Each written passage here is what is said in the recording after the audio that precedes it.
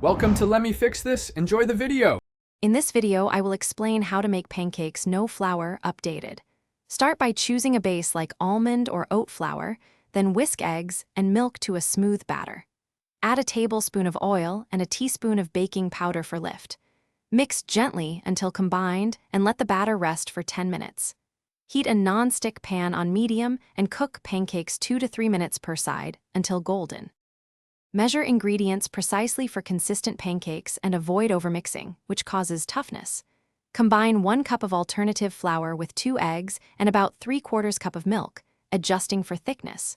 Stir in 1 tablespoon baking powder and a tablespoon of oil, then sweeten lightly if desired. Let the batter rest for 10 minutes to hydrate the flour and create air pockets. Cook on a medium pan until bubbles form, then flip gently. If you're enjoying this guide, please subscribe and hit like, it really helps.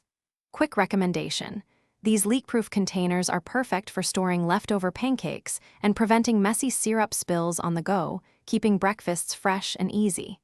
They nest well in the fridge and are dishwasher safe, making meal prep a breeze. Check the description for the link and other deals, then now let's get back to the video. Keep heat moderate to cook pancakes through without burning the exterior. Use a 1/4 cup scoop for each pancake so they cook evenly.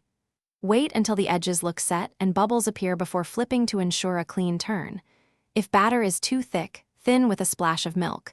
If too thin, add a spoonful of flour.